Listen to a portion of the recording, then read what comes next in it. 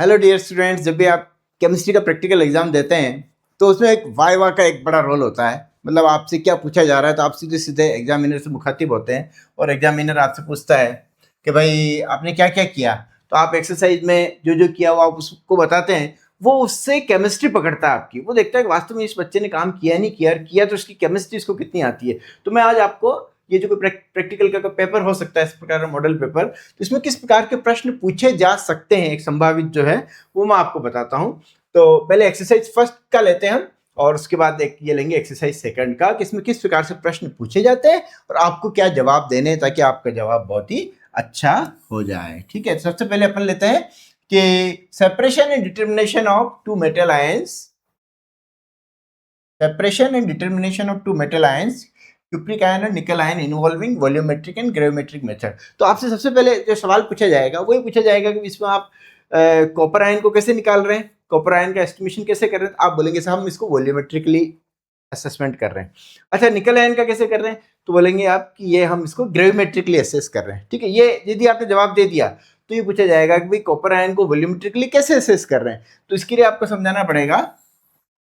तो आप क्या समझाएंगे, आपको ये समझाना पड़ेगा। हम क्या वो आप ये बोलेंगे कि ये कॉपर सल्फेट जो सॉल्यूशन हमें दिया है, क्यूप्रिक आयन का सॉल्यूशन, इसकी हम के से रिएक्शन कराते हैं। के से जैसे रिएक्शन कराते हैं तो क्या बनता है, CuI2 क्यूप्रस क्यूप्रिक आयोडाइड और K2SO4। तो इस K2SO4 बनने से ये जो क्यूप्रस आयोडाइड बना, ये क्यूप्रस आयोडाइड विघटित हो जाता है क्यूप्रिक आयोडाइड, क्यूप्रस आयोडाइन और आयोडीन, आयोडीन बनता है। तो आप बताएंगे कि भाई आयोडीन इसमें बन रहा है, बोल रहे कि आयोडीन का इसमें क्या रोल है। आयोडीन रिएक्शन के दौरान बन रही है और ये आयोडीन जो है इसको क्वांटिटेटिवली हम क्या करते हैं, सोडियम थायोसल्फेट हाइपो सॉल्यूशन जो कि ब्यूरेट में भरा होता है उसके साथ इसकी टाइट्रेशन कराते हैं, रिएक्शन कराते हैं। उससे क्या होता है, उससे आपको ये पता लग जाता है कि Cu आयन कितने हैं। तो ये टाइट्रेशन जो है इसको वॉल्यूमेट्रिक एक्सरसाइज कहते हैं, जिसमें आयोडीन जो है वो क्या करेगी, आयोडीन एज ए, जिसको हम कहते हैं कि आयोडीन जो इस रिएक्शन के दौरान बनी, इसकी रिएक्शन हम कराते हैं सोडियम थायोसल्फेट से। यदि आपने ये जवाब दे दिया तो इसका मतलब सामने वाले को ये पता लग गया कि हाँ, इसको ये पता है कि कॉपर सल्फेट में जब क्यूप्रिक आयन का आप वॉल्यूमेट्रिक एस्टिमेशन कर रहे हैं तो इसमें आयोडीन लिबरेट हो रही है। तो कहेगा आयोडीन लिबरेट हो रही है, आप सोडियम थायोसल्फेट से ऑक्सीडेशन करा रहे हैं, रिएक्शन करा रहे हैं, तो किसका ऑक्सीकरण हो रहा है और किसका अपचयन हो रहा है। ठीक है, ये अगला प्रश्न होगा। यदि आपने अभी तक के सारे जवाब दे दिए हैं तो आप इसमें रिएक्शन लिख के बताएंगे। यह है Na2S4O6 प्लस NaI। यदि आपने ये रिएक्शन लिख ली, यदि आपको ये पता है कि इस प्रकार से ये रिएक्शन होनी है,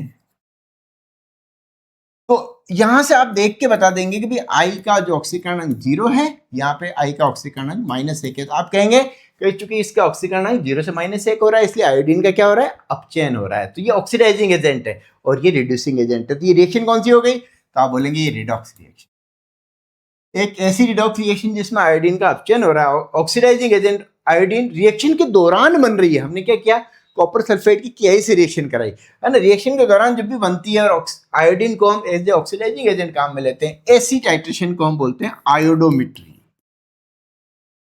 आयोडोमेट्री आयोडोमेट्रिक टाइट्रेशन है। यदि आपने ये जवाब दे दिया तो आपसे अगला सवाल होगा कि भाई तो कोई ऐसी रिएक्शन भी होती है कि जिसमें आयोडीन हम शुरुआत से लेके चलते हैं। तो आपका जवाब होगा यस, ऐसी भी रिएक्शन होती है जिसमें आयोडीन हम शुरू से लेके चलते हैं, मतलब पहले से आयोडीन लेके चलेंगे और उसकी रिएक्शन किसी भी रिड्यूसिंग एजेंट से कराएंगे। तो उस टाइट्रेशन को हम बोलते हैं आयोडीमेट्री।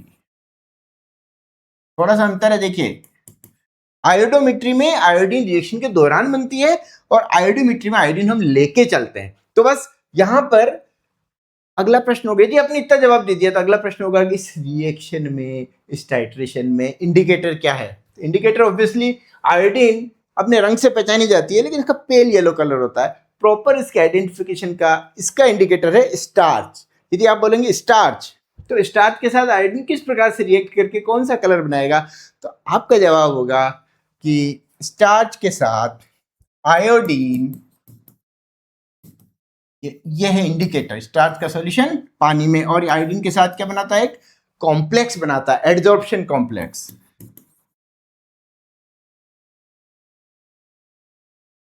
ये एडजॉर्प्शन कॉम्प्लेक्स जो होता है वो ब्लू कलर का होता है। तो इसलिए एंड पॉइंट पर जब सोडियम थायोसल्फेट ऊपर से गिराएंगे ब्यूरेट से तो एंड पॉइंट पे ब्लू रंग वैनिश हो जाएगा, खत्म हो जाएगा, केवल क्या बचेगा, केवल सफेद रंग बचेगा, व्हाइट कलर। तो भाई अभी हमने बोला कि ब्लू कलर वैनिश हो जाएगा, तो व्हाइट क्यों बचा? इसका जवाब होगा कि रिएक्शन के दौरान हमने क्या किया, देखिए ये देखिए, ये रिएक्शन में ये जो बनाना, ये व्हाइट कलर का, इसको बोलते हैं क्यूप्रस आयोडाइड। तो आपके कॉनिकल फ्लास्क में जो व्हाइट कलर जो बचा है वो व्हाइट प्रेसिपिटेट किसका है, Cu2I2 का। इस प्रकार से आपसे आगे सवाल पूछे जाएंगे। तो इसके बाद क्या होगा कि आपने जैसे क्यूप्रिक आयन को एस्टिमेट कर लिया, अब दूसरा आयन क्या है, दूसरा आयन आपका कौन सा है, निकल आयन। तो निकल आयन को कैसे एस्टिमेट करेंगे, तो आपका जवाब होगा निकल आयन को एस्टिमेट करना है तो निकल आयन को हम ग्रेविमेट्रिक एस्टिमेट करेंगे। ग्रेविमेट्रिक एस्टिमेट करने के लिए पहले हम कॉपर आयन को हटाएंगे। तो अगला प्रश्न होगा कि कॉपर आयन को कैसे हटाया जाता है। तो कॉपर आयन को हम क्या करते हैं, ये क्यूप्रिक आयन को हम रिएक्ट कराते हैं पहले सल्फ्यूरस एसिड से, है ना, सल्फ्यूरस एसिड से जैसे इसकी रिएक्शन कराएंगे तो ये रिड्यूस हो जाता है क्यूप्रिक से क्यूप्रस आयन में, ठीक है, और सल्फ्यूरिक एसिड बन जाता है और प्लस जो भी H+ आयन जो भी बनेंगे। तो यहाँ पर सल्फ्यूरस एसिड क्या कर देता है, क्यूप्रिक आयन का रिडक्शन कर देता है, किसमें, क्यूप्रस आयन में। ये जो क्यूप्रस आयन है इसकी हम रिएक्शन कराते हैं अमोनियम थायोसाइनेट से।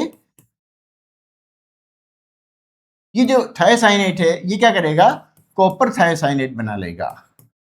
बस ये सफेद रंग का प्रेसिपिटेट है, बस ये प्रेसिपिटेट जो है इसको अलग कर लेते हैं तो आपके कॉपर अलग हो गया। अब बचा केवल निकल आयन जो सॉल्यूशन में पड़ा हुआ, उसको हम ग्रेविमेट्रिकली असेस करते हैं with the help of DMG, dimethyl ग्लाइऑक्सिम। तो अगला सवाल आपसे होगा कि ये DMG क्या होता है। DMG एक लिगेंड है जिसका फॉर्मूला ये होता है CH3C double bond N OH। ये देखिए, इसको बोलते हैं हम डाइमिथाइल ग्लाइऑक्सिम। ये एक प्रकार का लिगेंड होता है, बाइडेंटेड लिगेंड है। बाइडेंटेड क्यों है, क्योंकि इसमें जो इलेक्ट्रॉन देने वाले जो हैं नाइट्रोजन है दोनों तरफ से। तो ये क्या करते हैं, ये रिएक्शन करता है किसके साथ, निकल आयन रखने वाले विलेन के साथ, और क्या बनाता है, स्कारलेट रेड कलर का प्रेसिपिटेट बनाता है। तो अगला सवाल होगा कि स्कारलेट रेड कलर का जो प्रेसिपिटेट है वो एक कॉम्प्लेक्स है, उस कॉम्प्लेक्स का स्ट्रक्चर क्या होता है। देखिए स्ट्रक्चर, इसके दो मॉलिक्यूल जब काम में आएंगे तो बनेगा इसका स्ट्रक्चर। देखिए इसका स्ट्रक्चर ऐसे होगा CH3C double bond N CH3। आप सवाल के जवाब देते जाएंगे, आपसे सवाल पूछते जाएंगे, ये कॉम्प्लेक्स जो बनेगा वो इस प्रकार से होगा।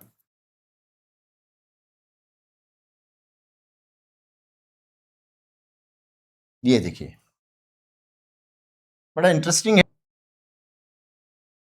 N double bond C CH3 CH3। इसमें क्या है, डाइमिथाइल ग्लाइऑक्सिम के दो अणु काम में आएंगे। और यहाँ पे देखिए इधर ये इलेक्ट्रॉन डोनेट कर रहा है तो ये केवल सीधा बॉन्ड बन गया, और इधर यहाँ पे O या हाइड्रोजन बॉन्ड, और नीचे भी इसी प्रकार से OH और इधर O और H के बीच में हाइड्रोजन बॉन्ड। ये है, ये जो स्ट्रक्चर है ये कहलाता है निकल DMG कॉम्प्लेक्स, बिस डाइमिथाइल ग्लाइऑक्सिमेटो निकल। निकल की ऑक्सीडेशन स्टेट आप आराम से निकाल सकते हैं, Ni2+ इसमें होगी। ठीक है, इस प्रकार से आपसे सवाल पूछते जाते हैं और आप जवाब देते जाते हैं तो आपको वाइवा बहुत ही बढ़िया हो जाता है।